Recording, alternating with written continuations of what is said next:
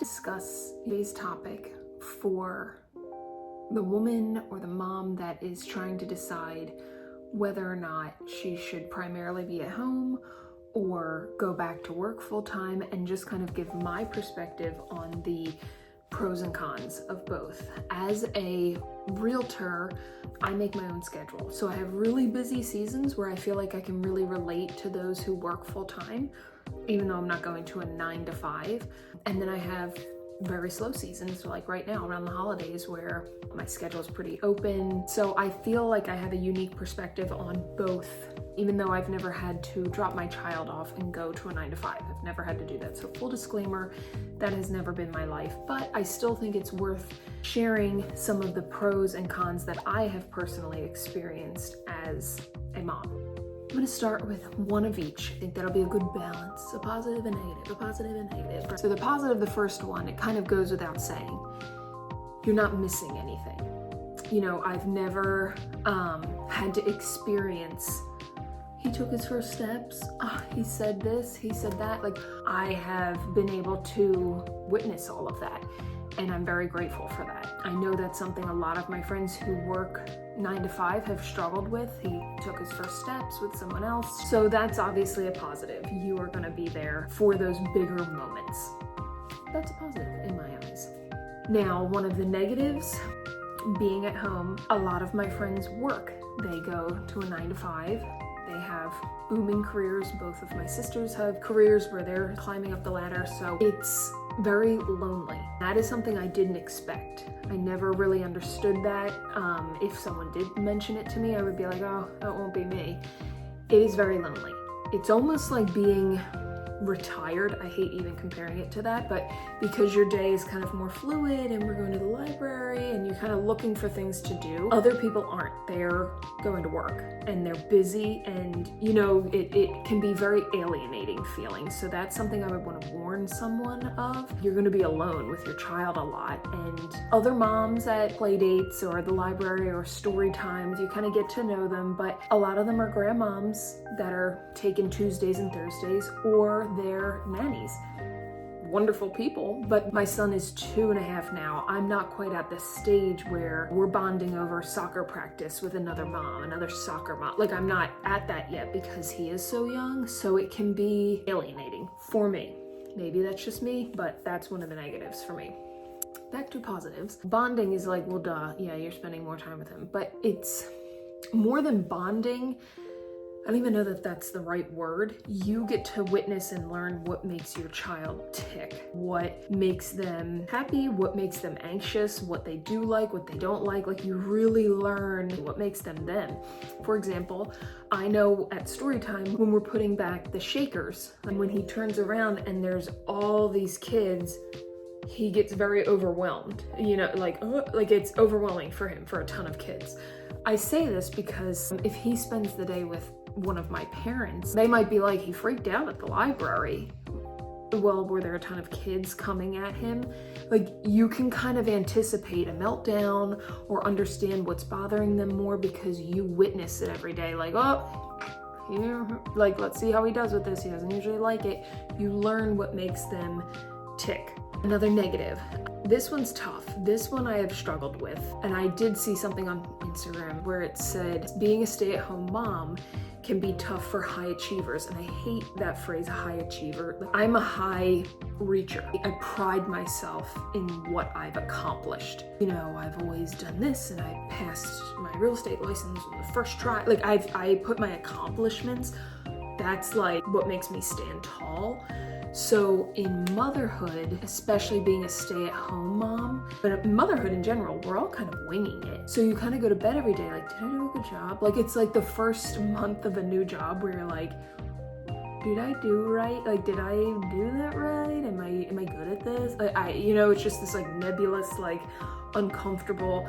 That's kind of motherhood. You're just winging it and like, hope I did that right. So being a stay-at-home mom, you're feeling that way, but mothers or parents who work and they're getting that itch of accomplishment scratched. And I will say too, in my experience, I have only ever heard other women talking down about women who stay at home. So it can be very hard to maintain your sense of independence, and our culture, and I enjoy it, is very like, independent woman, Destiny's Child. And you're not doing that, or you don't have that, it can feel like you are less than.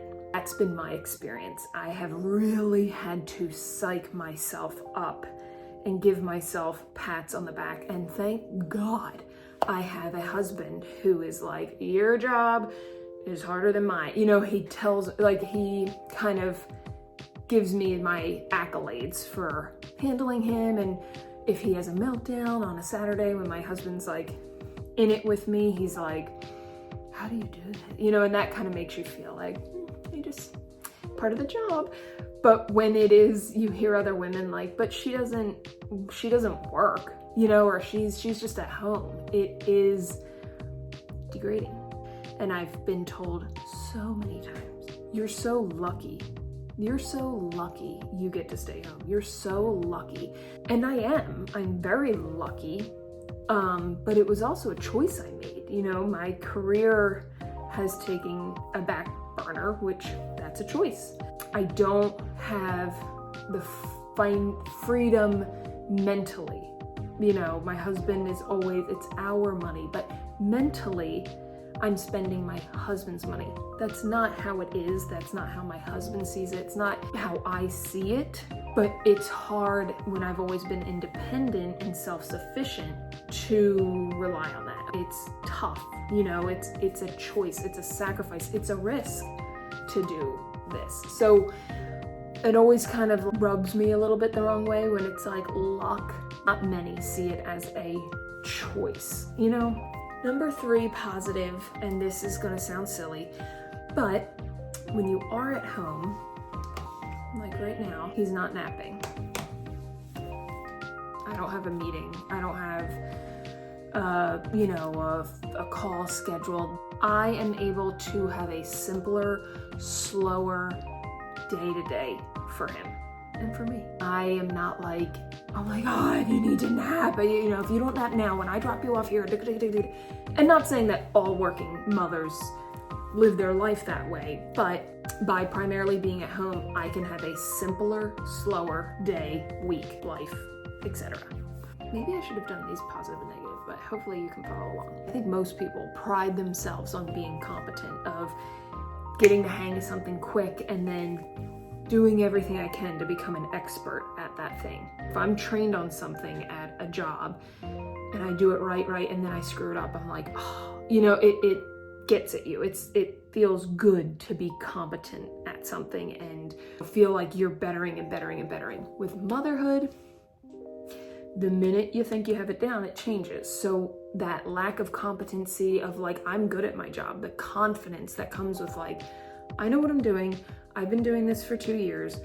I've got it down. I have the best numbers in this place. I've sold X amount. I am consistently at the top.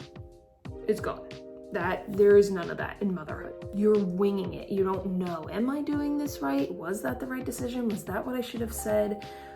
Should I be potty training now? Am I too late? Am I too early? Like, it's just, you feel like you're constantly winging it. And a working mom feels that way about motherhood as well, but they get that competency with like, at least I'm still good at my job.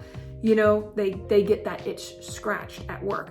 When you're primarily at home or totally at home, that's tough. Letting that go, letting that feeling, that kind of like pride of that go.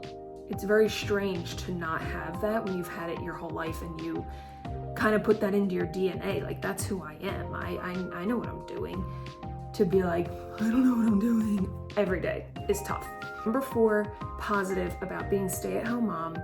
When you go to the grocery store, if you don't want them to touch the cart and you want to put one of those covers so that they can't possibly touch it and put something in your mouth or you want, like, I need this is what I do. When you're with them all the time, you can do that. When grandma or grandpa's doing it, I can tell you right now, my dad would not do that. He would be like, he's fine.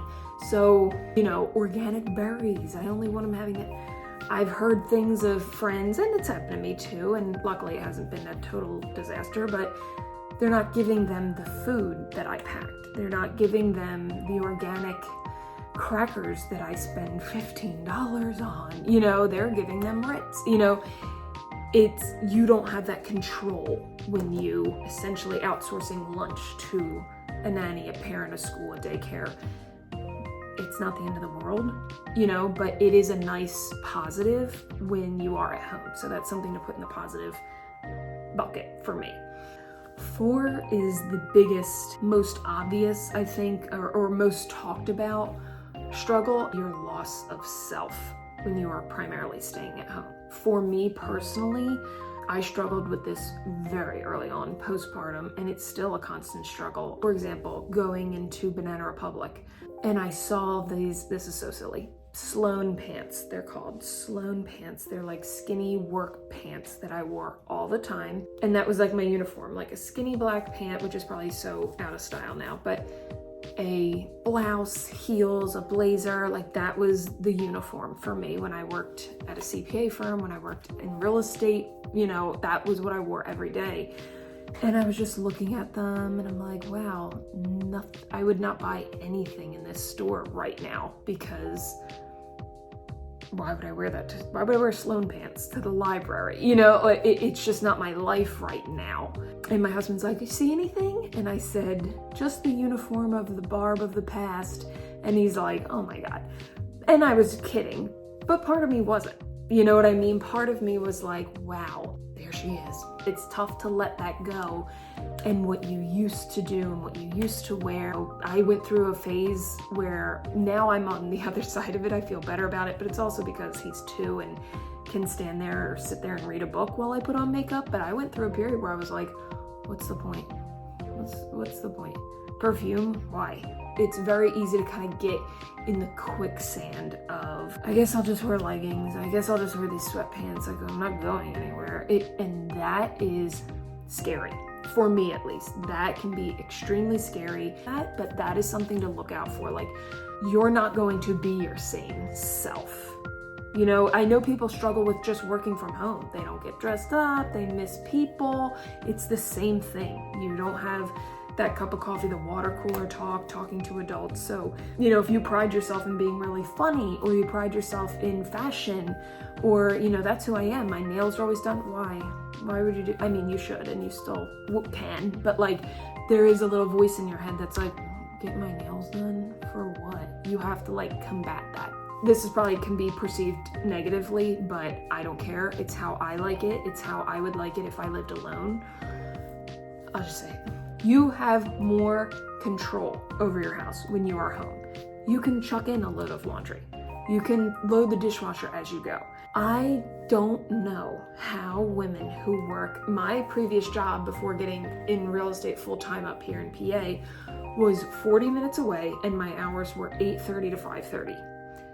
There is no way I could do that with my child. I don't think my dog could last in the house that long. How those women do that and like keep a house. Not saying that that's the woman's job. That's not what I'm saying. Your husband should help. Disclaimer. But you have an idea, like you can go to the grocery store and plan your meals. You just have more flexibility in your schedule to keep things running as like a well-oiled machine around your house. It's not perfect. You're still going to struggle with time, and you're watching your house get destroyed with cars and, you know, everything else, but you do have more time. You're not commuting or anything like that. I can do my opening shift. If I were running to work and trying to pack a bag for my aunt to watch my son and a snack, I wouldn't be doing crap. There's no way. There's not enough time. You'd have to wake up at 3:30 in the morning, you know? So you do have more of that time to unload the dishwasher, just keep things kind of running. So that to me is a positive. The last negative is guilt. So this is what everyone thinks. I feel so guilty working. I can't imagine. I totally get that. But when you are home and everyone's going, you're so lucky, you know, you're so lucky. You're so like browbeating it into you.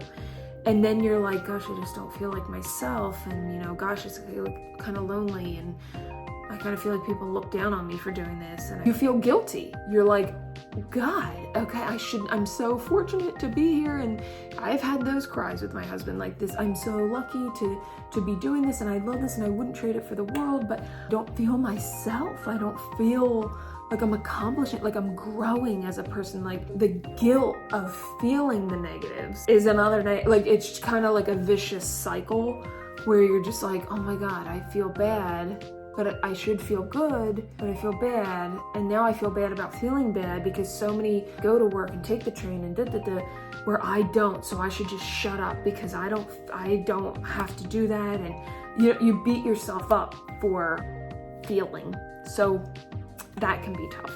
I hope this gave you a little bit of perspective. I'm not a working mom and I'm not entirely stay at home. So I feel like I have a good view on both. I don't know either of them 100%, but I feel like I can speak to my experiences of the positives and negatives of both. So I hope that anyone who's trying to make up their mind about how to proceed in motherhood, and like I said, hopefully this gives you some insight into what to kind of expect in both the positive aspects and the negative. So best of luck with your journey, and I'll see you guys soon.